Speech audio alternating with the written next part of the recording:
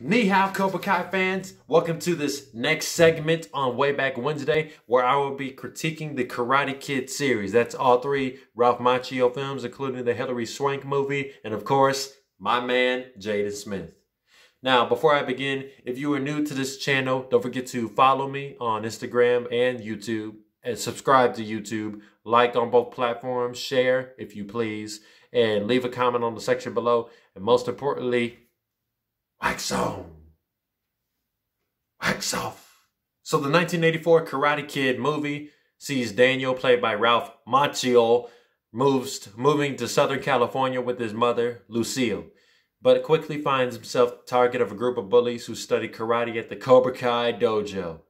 Fortunately, Daniel befriends Mr. Miyagi, an unassuming repairman who just so happens to be a martial arts master himself. Miyagi takes Daniel under his wing, training him in a more compassionate form of karate, preparing him to compete against the brutal Cobra Kai. Look! Before going on to the original Karate Kid movie, which this is my second time seeing it, and on my second viewing, I don't remember most of what I saw the first time because it's been a long time since I've seen it, and I don't even remember paying attention to that most of the time. But anyway, my expectations could only come from the mind of someone who is more familiar with the Jaden Smith incarnation from 2010, and thus enjoys that more. As I'm watching the movie, I see many comparisons with some obvious differences, and one of those differences is what makes this version feel more special than my 21st century preference. Directed by John G. Advilson, who would do 2 and 3, who brought us the original Rocky movie, had a similar feel in the scale with the scale of the story and the quality of the protagonists, but that narrative had a much different goal than this one. The Karate Kid, it's a simple story with a significant purpose, a significant goal is what I'm saying for the lead character. It does something better with the logic of karate than in the reboot.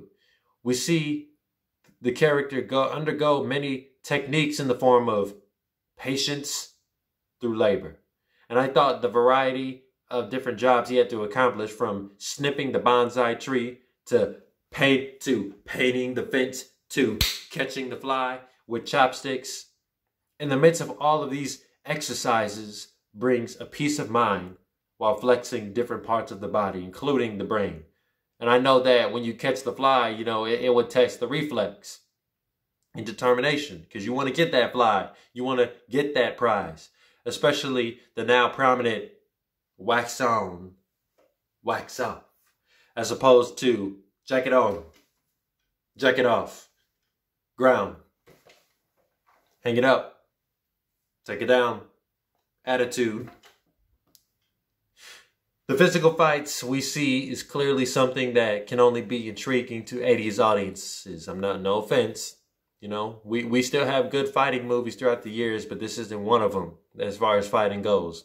But the raw value of the passionate side of karate is the biggest highlight to this picture. Ralph Macchio's Daniel LaRusso has some similar parallels to Rocky Balboa. Now, if you want to say something contrary to that in the comments, if you are totally against that, I can understand. You know, two very different franchises with two very different tones. But what I'm saying is that I think I see parallels to Rocky as far as how he is written in the first movie. They are both pretty much underdogs in their own right, whereas Rocky is a middle-class local boxer trying to go the distance with a heavyweight champion whose life has been 1,000,000 to 1. But now he's trying to show the world he's a 1 in 1,000,000. But with Daniel, he's just a kid trying to learn self-defense in the best way possible in a new town that he is not so familiar with. Daniel is a character who is not comfortable with where he is at. And this is largely due to the bullies, nothing else. Everything else is completely fine. When he starts to connect with Mr. Miyagi, there's something unique about seeing two individuals from two different lifestyles and two different cultures having a common dilemma. They're both alone. They both have no connection with anybody else around them. And they both learn something. They both find the value in something. Or they both they're both, okay. They have the similarities, obviously. You see it.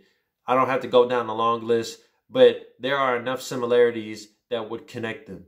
It is that type of relationship where the odds unexpectedly even out.